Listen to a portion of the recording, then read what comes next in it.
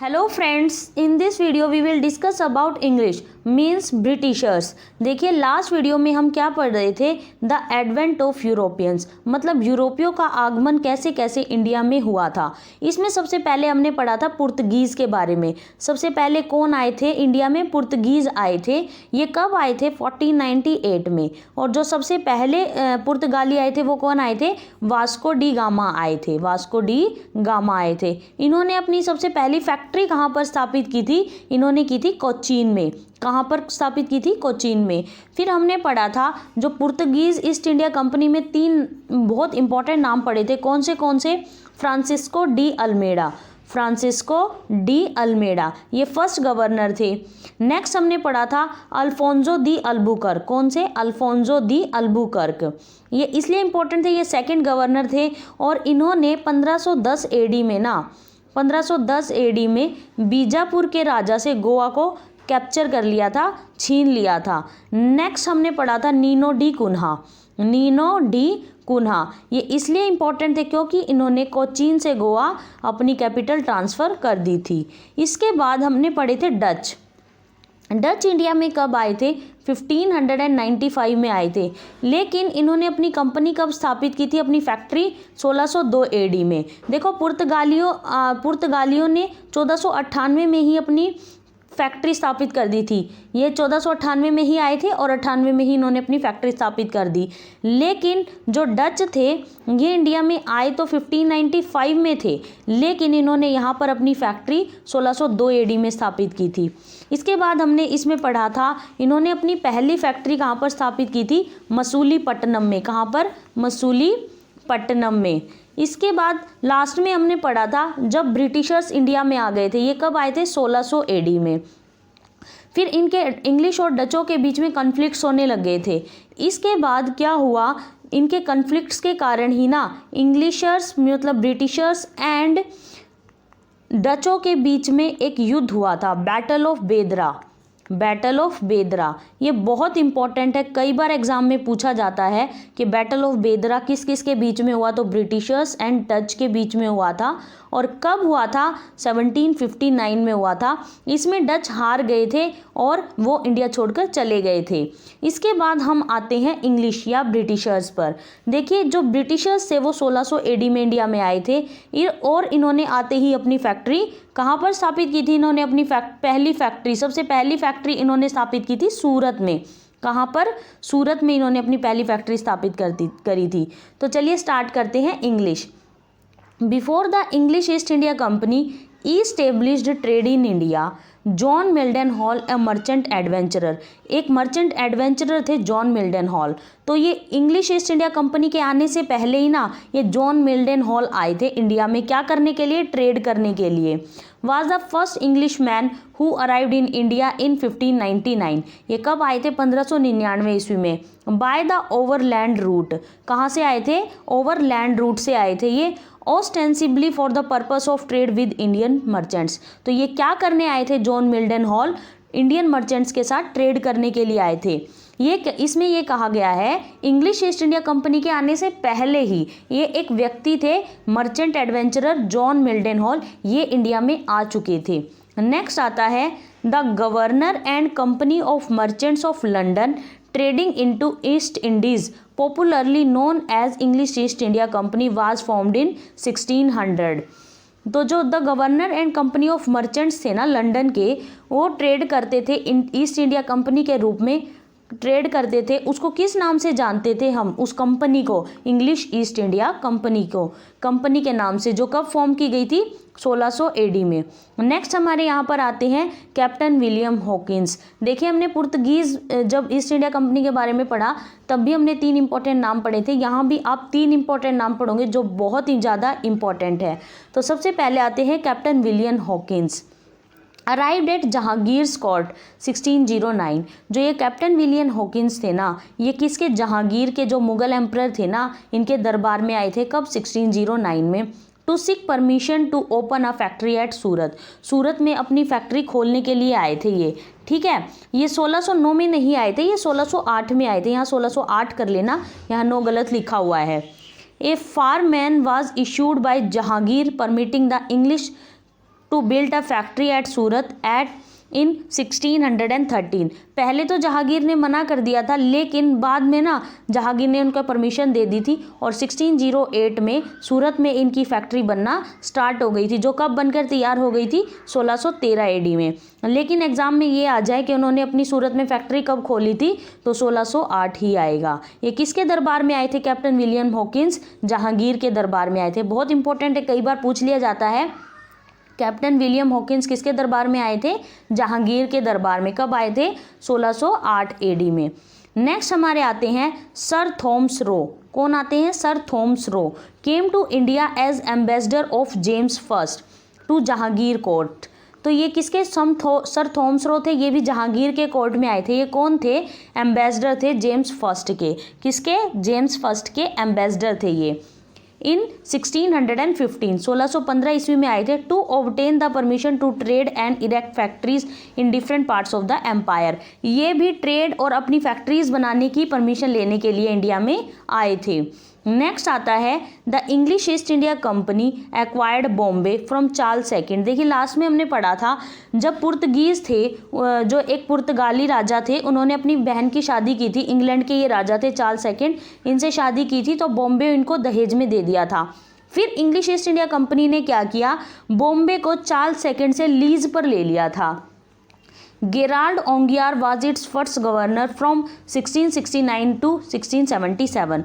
तो जो इसको बॉम्बे को ले लिया था और यहाँ पर English East India company rule करने लग गई थी। तो बॉम्बे की जो गवर्नर थे ना सबसे पहले, वो कौन थे? गेराल्ड ओंगियार। ये कब से कब तक रहे? 1669 से लेकर 1677 तक। तो ये बहुत इंपॉर्टेंट माना जाता है कि बॉम्बे के जो फर्स्ट गवर्नर हुए वो कौन थे? गेराल्ड ओंगियार। नेक्स्ट आता है इन 1690 में क्या हुआ? Job Charnock established the factory at Sutanati and zamindari of 3 villages of Sutanati, Kalikata and Govindpur. जो जॉब चारनोक थे 1690 में, इन्होंने क्या किया? एक फैक्ट्री इस्टेब्लिश की। कहाँ पर? सुतानाती में। एंड द जमींदारी, और जमींदारी ले ली इन्होंने 3 विलेजेस की। किन 3 विलेजेस की? ये बहुत इंपॉर्टेंट एग्जाम में पूछ लिया जाता है, पीसीएस में कई बार पूछा भी गया है कि किन 3 विलेजेस की जमींदारी ली थी जॉब चारनोक ने? Sutanati, Kalikata and Govindpur. Was acquired by British 1698 1698 में। These villages later grew into the city of Calcutta. फिर इन तीनों विलेजेस को मिला करना एक सिटी बना दी थी कैलकटा। तो ऐसे आ सकता है कैलकटा को बनाने वाले कौन थे? तो जॉब चारनोक ने कैलकटा को बनाया था, मतलब कैलकटा सिटी की इस्टेब्लिशमेंट की थी इन्होंने। The factory at Sutanati was fortified in 1696। तो जो फैक्ट्री थी सुतानाती की, वो कब, उसकी किलेबंदी कब की गई थी? 1696 में। And this new fortified settlement was named fort William. इसी जो फोर्टिफाइड सेटलमेंट को क्या कहा गया? Fort William. कब? 1700 में। ठीक है, तो देखिए जॉब चारनोक ने सुतानाती में फैक्ट्री इस्टेब्लिश की और 3 गांवों को एक्वायर कर लिया, सुतानाती, कलिकाता एंड गोविंदपुर, और इन तीनों को मिलाकर कैलकटा सिटी बना दी।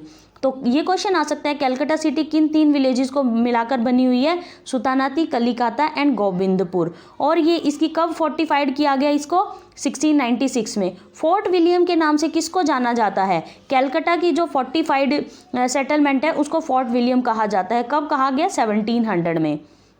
नेक्स्ट आता है in 1694 the British parliament passed a resolution giving equal rights to all Englishman to trade in the East. 1694 में क्या हुआ? ब्रिटिश पार्लियामेंट ने एक रिजोल्यूशन पास किया और सभी इंग्लिशमैन्स को इक्वल राइट्स दे दिए कि तुम जाकर इंडिया में अपना ट्रेड कर सकते हो, व्यापार कर सकते हो। अ न्यू राइवल कंपनी, एक new rival company I known as English Company of Merchants Trading to East Indies was formed। तो ये the English company of merchants trading to the East Indies, इसको फॉर्म किया गया 1698 में। Next आता है the final amalgamation of the company came in 1708 under the title the United Company of Merchants of England Trading to the East Indies। This new company continued its existence till 1858। तो देखिए जो इनका असली amalgamation था ना वो कब सामने आ गया, 1708 में। तो इसका क्या टाइटल दिया गया, the United Company of merchants of England during to the East Indies. ठीक है, तो इस कंपनी ने कब तक रूल किया था, 1858 तक। देखो इस इंग्लिश ईस्ट इंडिया कंपनी का असली काम आपको पता है सिर्फ व्यापार करना नहीं था, ये अपने पॉलिटिकल जो पांव भी यहाँ जमाना चाहते थे, इसलिए इन्होंने धीरे धीरे करके सभी राज्यों पर अपना अधिकार करना शुरू कर दिया था। तो 1708 में जो इनका असली चेहरा था वो सामने आने लगा था। ठीक है, इसके साथ ही इसके बाद आते हैं फ्रेंच। इसके साथ कौन आते हैं, इसके बाद ही कौन आते हैं, फ्रेंच। फ्रेंच कब आते हैं, 1664 में इंडिया में आते हैं। ये बहुत इंपॉर्टेंट है, जो फ्रेंच थे बहुत पावरफुल माने जाते हैं। The French East India company was found by Colbert under state patronage in 1664। तो जो फ्रेंच ईस्ट इंडिया कंपनी थी ना वो कब फॉर्म की गई, 1664 में। किसने की, कॉलबर्ट ने। तो ये क्वेश्चन आता है, फ्रेंच ईस्ट इंडिया कंपनी किसने फॉर्म की थी, कॉलबर्ट ने। The first French factory was established at Surat by Francois Caron in 1668। तो जो फर्स्ट फ्रेंच फैक्ट्री थी वो कहाँ पर स्थापित की गई, सूरत में। ब्रिटिशर्स ने भी अपनी पहली कंपनी कहाँ स्थापित की थी, सूरत में। किसने की थी, फ्रैंकोइस कैरोन ने 1668 में। नेक्स्ट आता है, a factory at Masulipatnam was set up in 1669। देन पहले तो सूरत में की इन्होंने स्थापित, उसके बाद मसूलीपट्टनम में की 1669 में। The French power in India was revived under Lenoir and Dumas. ये दो बहुत इंपॉर्टेंट नाम है, ये गवर्नर्स होते थे। The French power in India was revived under Lenoir and Dumas between 1720 and 1742। 1720 से लेकर 1742 ईस्वी तक इन्होंने फ्रेंच पावर को बहुत ज़्यादा बढ़ा दिया था। क्यों बढ़ा दिया था, ये दोनों नाम क्यों इंपॉर्टेंट है, देखिए। They occupied Mahe in the Malabar, Yanam in Coromandel and Karaikal in Tamilnadu 1739। क्योंकि इन्होंने ना ऑक्यूपाई कर लिए थे माहे, यमन एंड कराईकल, इन तीनों को 1739 में अपने अंडर ले लिया था। नेक्स्ट आते हैं द अराइवल ऑफ डुप्लेक्स। फिर ये डुप्लेक्स आए थे। डुप्लेक्स का पूरा नाम माना जाता है जोसेफ फ्रांसिस डुप्लेक्स। ये फ्रेंच गवर्नर होते थे। तो डुप्लेक्स कौन थे, फ्रेंच गवर्नर थे इंडिया में 1742 में। सा the beginning of Anglo French conflict Carnatic wars. इन्होंने देखा कि एंग्लो फ्रेंच कॉन्फ्लिक्ट स्टार्ट हो गए हैं इंडिया में, resulting in their final defeat in India. जो ये एंग्लो फ्रेंच कॉन्फ्लिक्ट हुए ना, इन्हीं की वजह से इनकी डिफीट हुई थी, इनकी हार हुई थी इंडिया में, जिसकी वजह से इनको इंडिया छोड़कर जाना पड़ा था। नेक्स्ट अब आता है एंग्लो फ्रेंच कॉन्फ्लिक्ट या कार्नेटिक वार्स। कार्नेटिक आर्कोट भी बोलते हैं इसको। ये कर्नाटक के आसपास का क्षेत्र होता है। तो क्या होता है एंग्लो फ्रेंच कॉन्फ्लिक्ट, मतलब ब्रिटिशर्स और फ्रेंच के बीच में ना बहुत विवाद चल रहे होते हैं, जिसके वजह से इनके बीच में 3 युद्ध होते हैं। ये तीनों युद्ध बहुत ज़्यादा इंपॉर्टेंट है। जैसे 3 एंग्लो मराठा वॉर हुए थे, बहुत ज़्यादा इंपॉर्टेंट थे, ऐसे ही 3 एंग्लो फ्रेंच वॉर होते हैं, बहुत ज़्यादा इंपॉर्टेंट है। इनके जो किस ईयर में ये हुए, इनके बीच में कौन सी ट्रीटी हुई, ये बहुत इंपॉर्टेंट एग्जाम में कई बार पूछे जाते हैं, इसलिए आप इनको बहुत ध्यान से पढ़ लेना। तो चलिए स्टार्ट करते हैं एंग्लो फ्रेंच कॉन्फ्लिक्ट। ये स्टार्ट करने से पहले हम इसके पीछे का रीज़न जानते हैं कि किस रीज़न से एंग्लो और फ्रेंच के बीच में युद्ध शुरू हुए थे। तो देखिए क्या होता है, कंट्री होती है ऑस्ट्रिया, ऑस्ट्रेलिया नहीं, ऑस्ट्रिया एक कंट्री होती है। यहाँ के राजा की डेथ हो जाती है। तो यहाँ के राजा की डेथ होने के बाद ना जो ब्रिटिशर्स होते हैं और जो फ्रेंच वाले होते हैं, इनके बीच में ये विवाद चल रहा होता है कि यहाँ का ऑस्ट्रिया का राजा किसको बनाया जाए। जो ब्रिटिशर्स होते हैं वो बोलते हैं यहाँ पर क्वीन को बनाया जाए, मतलब किसी फीमेल को शासिका बनाया जाए। और फ्रेंच वाले बोल रहे थे कि यहाँ पर किंग को बनाया जाए, मतलब किसी मेल को राजा बनाया जाए, जिसकी वजह से इनके बीच में इंटरनेशनल लेवल पर युद्ध चल रहे होते हैं, जिसका प्रभाव इंडिया में भी देखने को मिलता है। इंडिया में भी एंग्लो फ्रेंच के बीच में फिर युद्ध शुरू हो जाता है। तो देखिए क्या होता है, इंडिया में जो फ्रेंच की बहुत सारी शिप्स होती है ना, उन पर ब्रिटिशर्स होते हैं वो अटैक करना और उनको कैप्चर करना शुरू कर देते हैं, जिसकी वजह से एंग्लो और फ्रेंच वॉर शुरू हो जाता है।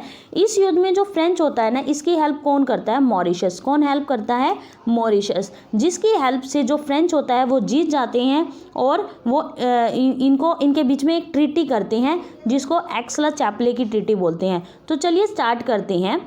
फर्स्ट एंग्लो फ्रेंच वॉर ये कब हुआ, 1746 से लेकर 48 AD। ये सन बहुत ज़्यादा इंपॉर्टेंट, आप इसको याद कर लीजिएगा।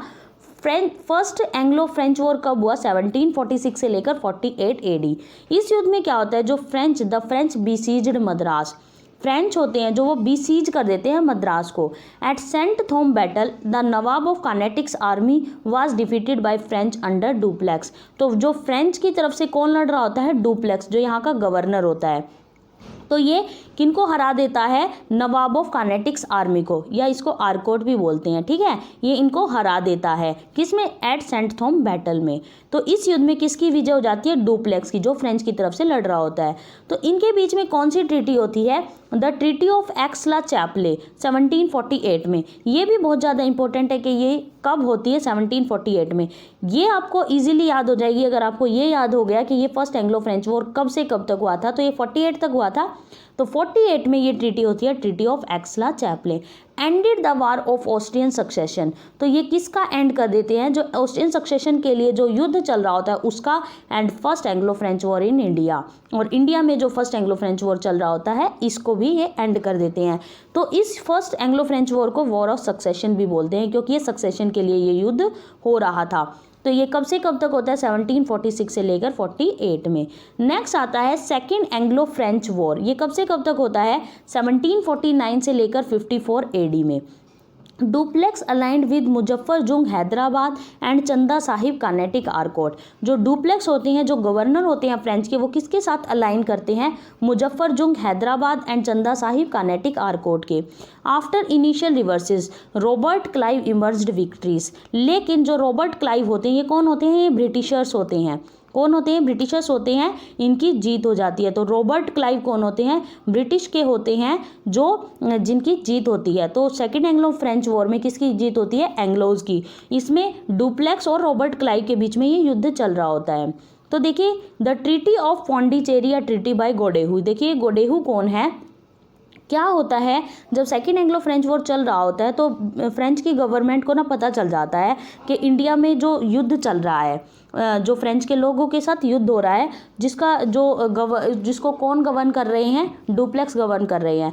तो वो फ्रेंच की जो गवर्नमेंट होती है वो डुप्लेक्स को बोलती है कि हमने तुम्हें यहाँ व्यापार करने के लिए भेजा था, लेकिन तुम तो यहाँ युद्ध लड़ रहे हो और वहाँ की सिचुएशन बहुत ज़्यादा तुमने ख़राब कर दी है। तो फ्रेंच की गवर्नमेंट डुप्लेक्स को वापस बुला लेती है और वहाँ पर एक न्यू गवर्नर को भेजती है, गोडेहू को। गोडेहू होते हैं बहुत शांति प्रिय व्यक्ति होते हैं। जब ये इंडिया में आते हैं और यहाँ की सिचुएशन देखते हैं तो ये देखते हैं बहुत ज़्यादा यहाँ पर युद्ध चल रहा है। तो ये क्या करते हैं? ट्रीटी करते हैं एंग्लो के साथ या ब्रिटिशर्स के साथ, ट्रीटी ऑफ पौंडीचेरी। ये कब होती है? 1754 में।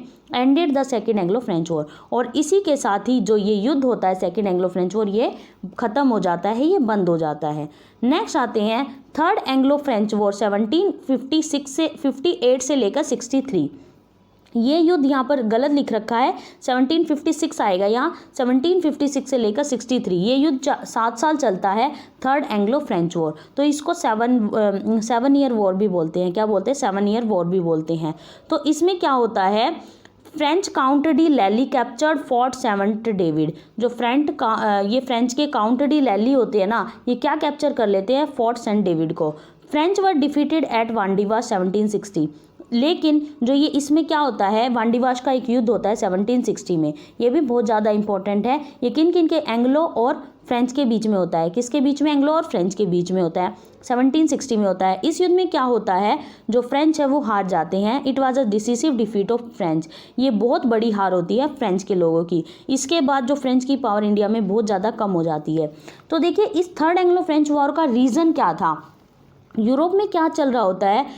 जो यूरोप में ना लिबरलाइजेशन के लिए, कि भाई हमें लिबरलाइजेशन चाहिए, स्वतंत्रता चाहिए, उसके लिए इनके बीच में युद्ध चल रहा होता है। किसके बीच में? अमेरिका और ब्रिटेन के ब्रिटिशर्स के बीच में, जिसकी वजह से इंडिया में भी एंग्लो फ्रेंच वॉर होता है। इसमें वांडीवाश का युद्ध होता है और जिसमें फ्रेंच हार जाते हैं। तो जब फ्रेंच हार जाते हैं तो इनके बीच में एक ट्रीटी होती है, ट्रीटी ऑफ पेरिस 1763 में होती है। ये ended the third and final Anglo French war in India. तो ये क्या एंड कर देती है? थर्ड एंड लास्ट जो एंग्लो फ्रेंच वॉर था इसको। Pondicherry was return to French by this treaty. और पौंडीचेरी वापस कर दिया जाता है किनको? फ्रेंच को, इस ट्रीटी के द्वारा। तो जो थर्ड एंग्लो फ्रेंच वॉर होता है वो कब से कब तक होता है? 1756 से लेकर 63। ये ठीक कर लेना आप यहाँ पर। और इनकी ट्रीटी कब होती है 1763 में। तो देखिए हमने अब 3 French war Anglo French war पढ़े, आप इनके सन और ये जो इनकी ट्रीटी है इनको याद कर लीजिएगा। फर्स्ट एंग्लो फ्रेंच वॉर हुआ 1746 से लेकर 48, 1748 में संधि हुई कौन सी, एक्सला चैपले की। सेकेंड एंग्लो फ्रेंच वॉर होता है 1749 से लेकर 54 में, तो इसमें कौन सी ट्रीटी होती है, ट्रीटी ऑफ पौंडीचेरी या ट्रीटी बाय गोडेहू बोलते हैं 1754 में।